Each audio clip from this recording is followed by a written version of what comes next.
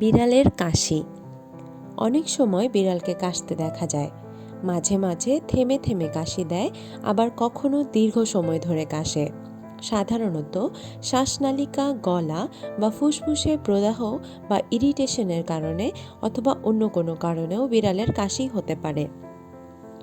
বিড়ালের কাশি হওয়ার কারণগুলোর মধ্যে অন্যতম হল শ্বসন অঙ্গের রোগ, যেমন টিউমার, ইনফেকশন যেমন ভাইরাল, ব্যাকটেরিয়া অথবা প্যারাসাইটিক, অ্যাসপিরেশন নিউমোনিয়া, শ্বসন অঙ্গে পাকস্থলীর কোনো কিছু চলে আসা অথবা খাদ্য গ্রহণের সময় কিছু চলে আসা, শ্বসন অঙ্গে বাহিরের কিছু প্রবেশ করা যেমন হেয়ার বল, অ্যালার্জি, ফুসফুসের টিউমার হলে, ঠান্ডা অথবা ফ্লু, ক্রনিক ব্রঙ্কাইটিস, হাঁপানি, হৃদযন্ত্রের কোনো রোগ, গলায় আটসাট বেল পড়ানো থাকলে, কোনো কারণে শ্বাসনালী বা ফুসফুসে পানি, রক্ত কিংবা পুজ জমা হলে।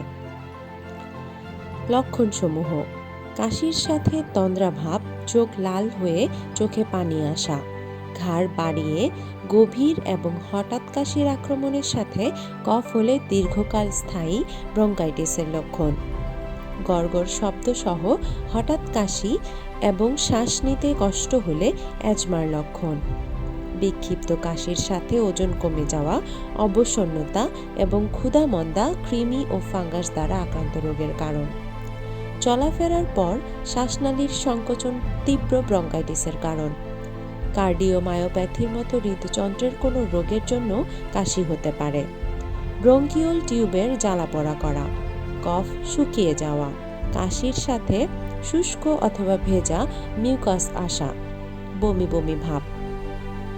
চিকিৎসা: যদি আপনার বিড়াল খুব বেশি অসুস্থ হয় তাহলে তাকে হসপিটালাইজড করতে হবে তার নিবিড় যত্ন ও চিকিৎসার জন্য। যেসব বিড়ালের শ্বাস প্রশ্বাসের কষ্ট থাকবে তাদেরকে অক্সিজেন দেয়া, কমন ইনফেকশনগুলোর জন্য প্রয়োজনীয় অ্যান্টিবায়োটিক ব্যবহার করা, চিকিৎসক ডায়াগনোসিস করার পর প্রয়োজনে কাশি বন্ধ করার মেডিসিন দিবে যা শ্বসন অঙ্গের ইনফেকশনের জন্য কাজ করবে না। আমাদের মনে রাখতে হবে, বিড়ালের কাশি বন্ধ করাটা প্রধান কাজ না। প্রধান কাজটা হলো কোনো রোগের কারণে কাশি হচ্ছে তা খুঁজে বের করে ট্রিটমেন্ট করা। তবে কোনো ওষুধই চিকিৎসকের পরামর্শ ছাড়া দেয়া যাবে না।